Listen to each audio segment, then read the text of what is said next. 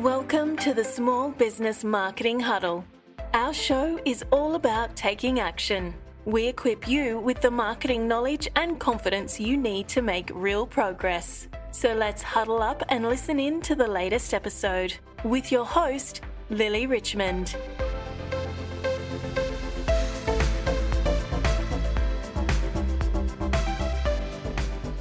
Hey, this is Lily. Thank you so much for being here today. If you are already subscribed to the show, thank you so much. You guys make the Huddle an awesome place to be. And if it's your first time here, don't forget to subscribe, because today, like in every episode, I'm going to cover a marketing topic that I think you've really got to learn if you want to nail your marketing for your small business. And make sure you listen until the end, because I'm going to share a technique that's going to help you filter out all of that noise and distraction and focus on the marketing that really matters most for your individual business. So today's episode is all about a concept that I like to call your biggest marketing growth challenge. And the reason I wanted to teach you about this upfront early on in the podcast is that I use this with most of my clients, and it is a really helpful way to think about the big picture, really, when it comes to marketing your individual business and making sure that you do a small number of things really well, rather than, doing lots of things and maybe not doing them quite so well because your focus is spread so thin. And you know what? This is super timely, given that we are rounding out 2023. My goodness me, how did that happen? And 2024 is going to be here before we know it. And it's a really good idea to start thinking about what you want to achieve next year now. So let's get straight into it. Firstly, I feel like I kind of need to set the scene a bit first. So if we think about next year, 2024, you might say have 5 goals or business priorities for the year that you want to focus on and look back at the end of the year and go, yeah, cool, I achieved that.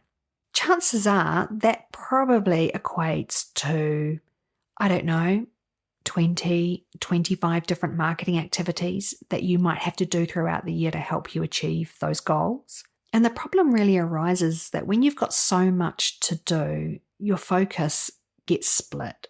It's like, I guess the only way that I can think about describing it is like having 25 tabs open in your internet browser at once. It gets a little bit overwhelming and you're not quite sure where to start, where to go next, and what to finish off.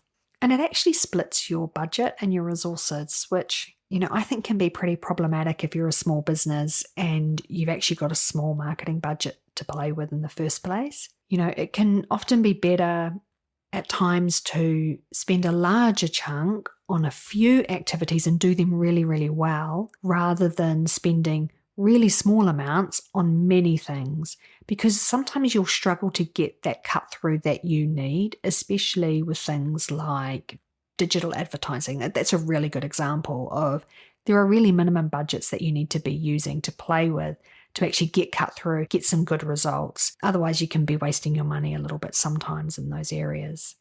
Now, it's not to say that really small budgets don't work, but it's more that if you can concentrate and focus that money and effort and time into a small number of activities, you've got a greater chance of those succeeding. So the question for you is, looking at your business now and what you might want to achieve for the next year, what does your marketing need to focus on to help you get there? Just to give you some examples, is it to build your brand awareness? Maybe you want to enter into a new marketplace.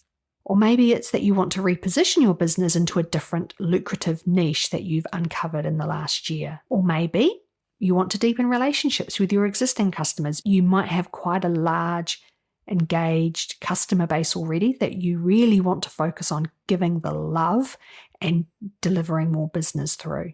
Or maybe it's to set your business apart from your competitors with a new service offering that you've come up with. These are quite big, meaty marketing challenges to overcome in a year. Could you imagine doing all 4 of those at once in a year? It's going to be really hard when you're a small business and you don't have a big marketing team or a big marketing budget to play with. So prioritizing and being super, super focused and intentional, I think, is really key. So once you've settled on what your biggest marketing growth challenge is, then you can create a marketing plan and a budget and a calendar all around that biggest marketing challenge. So everything that you're going to do in that particular year is going to feed up into that overall goal, which will ultimately help you achieve your business objectives for 2024. So if we think about your biggest marketing growth challenge, how does it actually help you market better? So here are just 5 ways that I think it's going to help you. And I'm sure there are many more than 5 ways. But firstly, it's going to make you feel less overwhelmed. Second, you'll have a clearer sense of purpose around your marketing. Thirdly, it becomes easier to prioritize. You will know which activities are important and which ones can be deprioritized depending on what you've got going on. Number 4, your marketing really has a much greater chance of being consistent and integrated. You'll be hitting the same messages throughout your marketing activities in the year. Number 5, back to budget again. It can be used much more effectively. I've already mentioned it, but really, when you focus on a smaller number of focused activities, you get much more bang for your buck. So how do you come up with your biggest marketing growth challenge? Stay tuned and I'll give you the easy to action steps to create yours. So we are down to the business end of the episode. How do we apply this concept in your business? Well, I guess the first thing I want to preface this with is there is no single right answer here. Your business is unique and what you want to achieve from it is individual to you. So don't get caught up worrying if your goals are the right ones and if your priorities are the right ones or if your biggest challenge is the right one. There is no right one.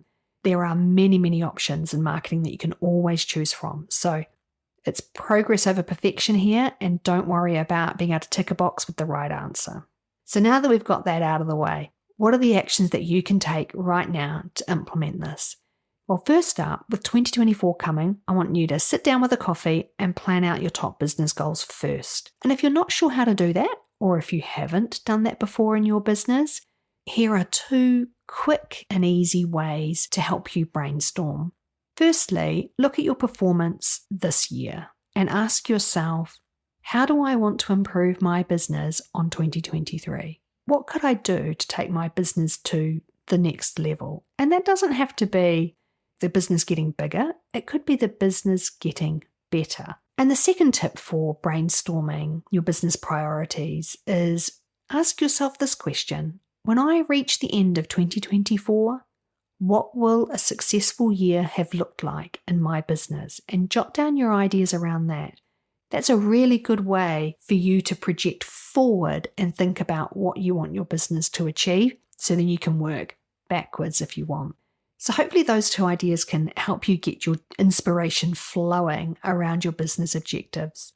Once you've done that, the next thing to do is to look at your business goals and brainstorm the different marketing activities that you could action to help you achieve that goal.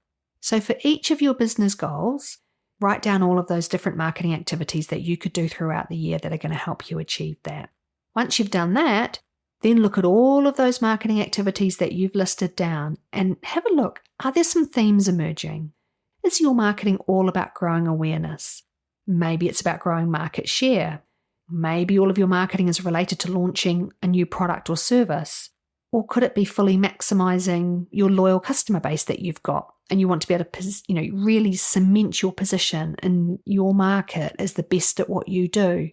So these are just some examples, and there are plenty more, but it's a really good way for you to start to tease out and look at those marketing activities that you've defined for those business goals and start to say, actually, what's the common thread here? What's my overall goal with my marketing? What do I really need to do? What's going to move the needle more than anything else? And then that's how you come up with your biggest marketing growth challenge. And again, this is unique to you and your business. There are no right or wrong answers here. And hey, if you're not happy with it, you can change it. Easy peasy. Okay, so you've now landed on your biggest marketing growth challenge. I want you to then write that at the top of your marketing plan or your marketing calendar, whatever you use to plan your marketing for the year. And you can then start to list out those activities that are going to help you get there. And hey presto, you've done that in the previous exercise.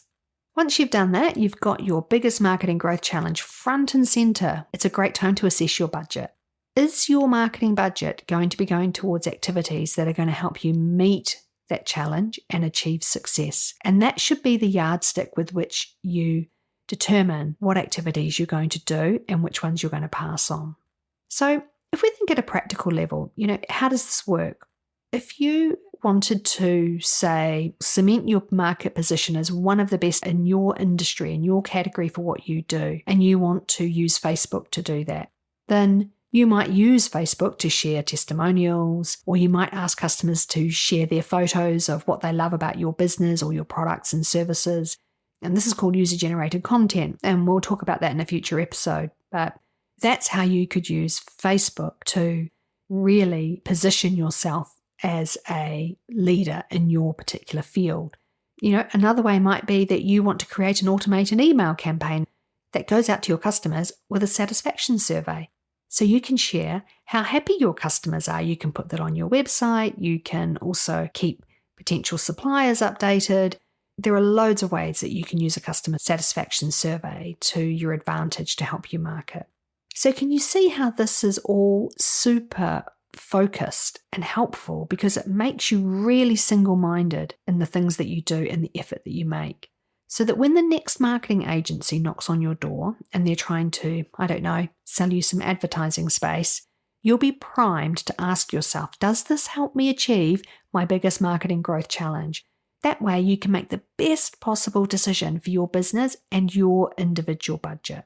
So there was quite a lot to unpack there, quite a few actions for you to take as a result to come up with your marketing growth challenge. So just to recap, number 1, come up with your business goals for 2024. Number 2, brainstorm all the marketing activities that you could do to help you achieve each of those individual goals. 3, look for the themes and patterns. Ask yourself, overall, what does my marketing need to achieve for me to hit my business goals?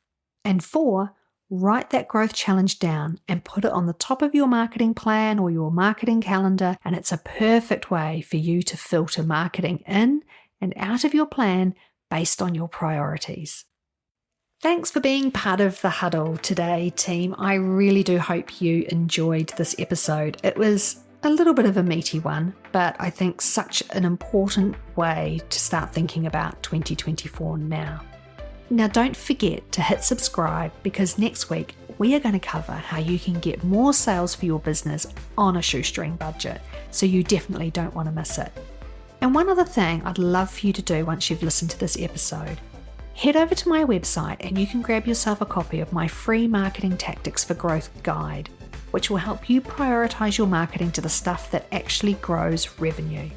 You can get it at marketingondemand.co/growth guide, all one word.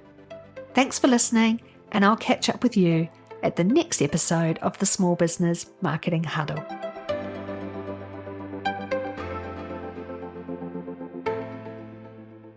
Now for the legal jargon. This podcast is for information and education purposes only.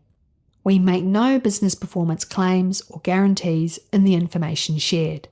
The podcast content is general in nature and does not constitute advice for your unique business situation.